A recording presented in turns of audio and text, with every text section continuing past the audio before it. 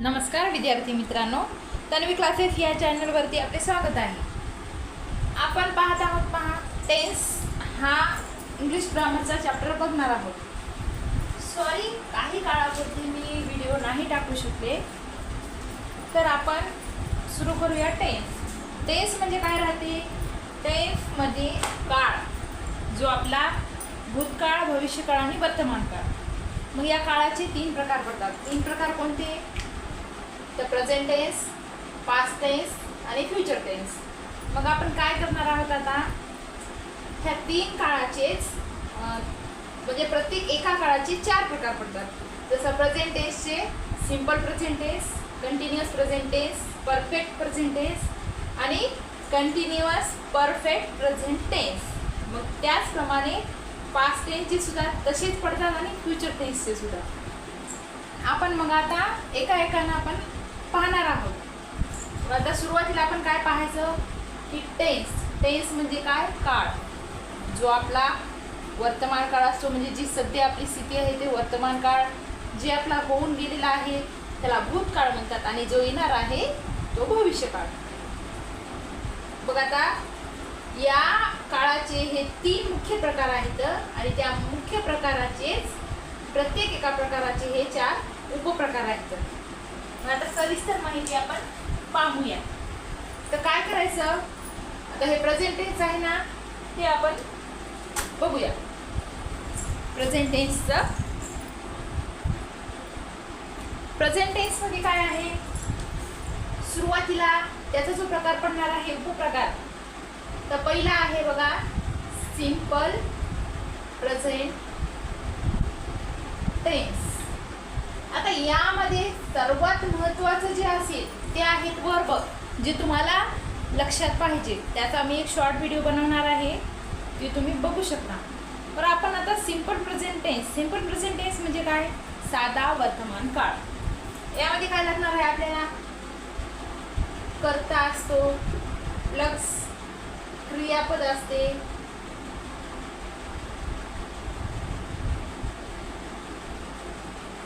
आणि कर्म असते. म्हणजे आपण जे काम करतो ते, जे काय काम करणार आहोत ते, आणि कर्ता म्हणजे आपण स्वतः राहणार. मग याला काय म्हणतात? कर्त्याला सब्जेक्ट, हे काय राहील? वर्ब, आणि कर्म म्हणजे काय? ऑब्जेक्ट. S+V+O हे याचं सरळ आणि साधं सोपं सूत्र मीन्स स्ट्रक्चर. आणि हे आपल्याला सोप्या पद्धतीत पाठ केलं की लगेच लक्षात राहते. काय करायचं मग? सिंपल प्रेझेंट टेन्समध्ये S+V+O म्हणजे सब्जेक्ट घ्यायचा, वर्बचं पहिलं रूप घ्यायचं आणि ऑब्जेक्ट वापरायचा.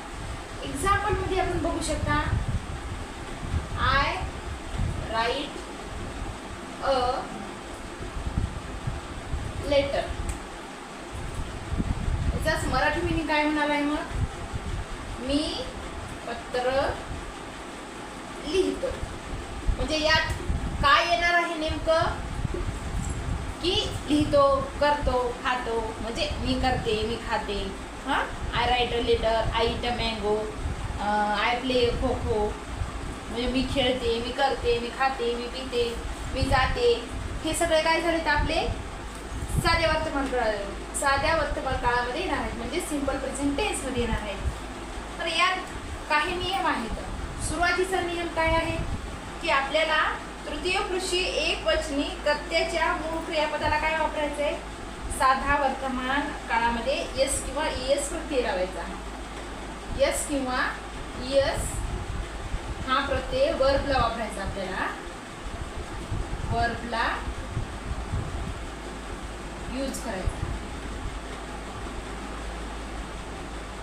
कधी?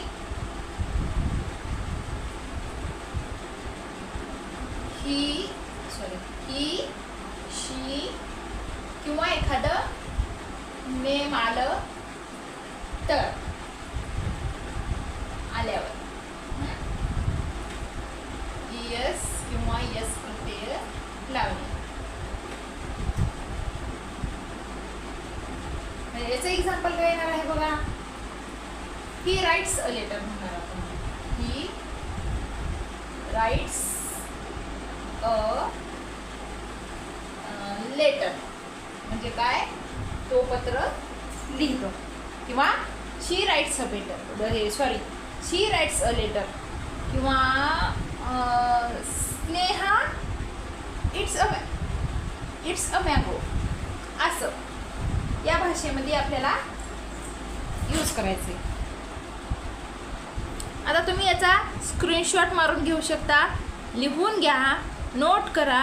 कारण टेन्स हा जेवढाच आपल्याला अवघड वाटतो तितकाच हा सोपा पण आहे. फक्त आपल्याला समजायला हवं की आपल्याला काय समजून घ्यायचं आहे. तर फक्त एवढंच लक्षात ठेवायचं की वर्बचं पहिलं रूप यूज करायचं आणि पत्र लिहितो किंवा करते, करतो, खातो हे शब्द याच्यामध्ये यावं.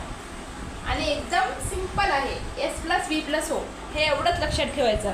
मग आता तुम्हाला तृतीय पुरुषी एकवचनी कर्त्याच्या मूळ क्रियापदाला काय वापरायचं आपल्याला, यस किंवा ES. तर आपण आता पुढचा नियम बघूया काय आहे.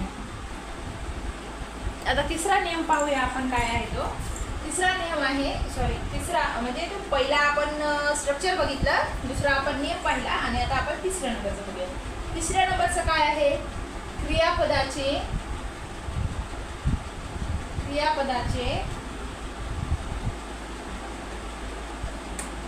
शेवटचे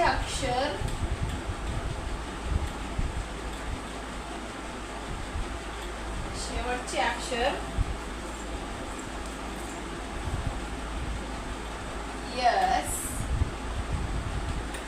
SH, O आणि XCH असेल तर ES हा प्रत्यय लावावा.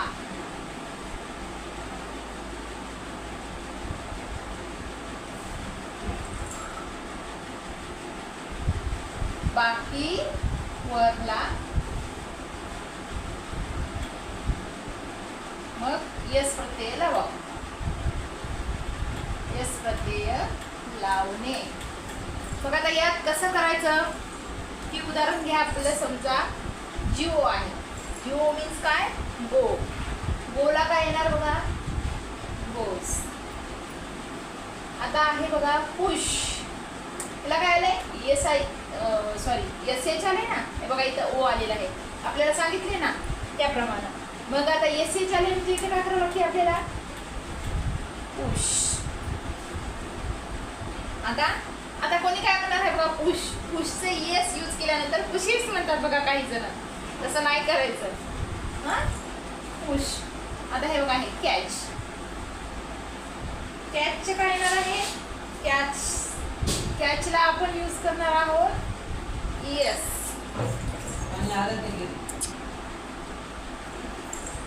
आता पुढचं बघूया.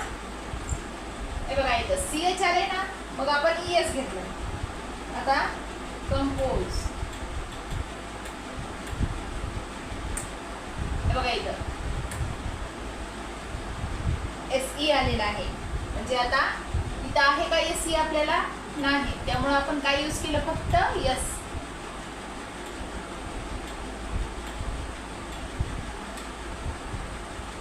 कंपोज. आता याचे एक्झाम्पल कसे बघायचे,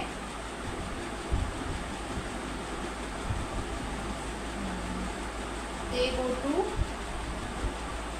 school. दुसरं पहा, we listen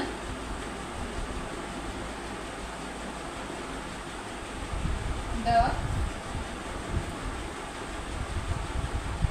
old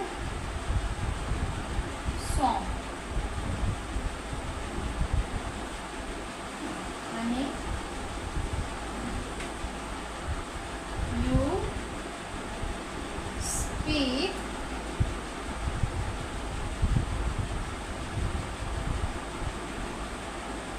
इंग्लिश. म्हणजे आपण काय केलं हे बघा. आता हीच बघा, आपल्याला ही शी आणि एखादं नाव आलं तर आपण काय वापरणार आहोत, ES किंवा प्रत्यय वापरणार आहोत. तर कसा? He compose a poem in the garden. हे झाले त्याचे एक्झाम्पल. आता हा काळ एकदम सोपा आहे. आता याचे आपण काही एक्झाम्पल बघूया. जसं पहिले एक्झाम्पल बघा, आय ईट अ मँगो. म्हणजेच काय? मी आंबा खाते. खाते, करते, खातो, करतो, खाते, करतो, आपण हे यूज करता. आता आपण दुसरे एक्झाम्पल बघूया. दुसरे एक्झाम्पल काय बघायचं आता? We play a cricket. म्हणजेच आम्ही क्रिकेट खेळतो. आपण फक्त एवढंच लक्षात ठेवायचं, खाते किंवा खातो, करते किंवा करतो. साध्या वर्तमान काळामध्ये काय येणार आहे? तर हे बघा, करते, जाते, याच टाईपचे तुम्ही काही एक्झाम्पल करून पाहू शकता. व्हिडिओ आवडला असेल तर लाईक करा, शेअर करा आणि कमेंट करा. आणि तुम्ही आमच्या चॅनलवरती नवीन असाल तर सबस्क्राईब करा.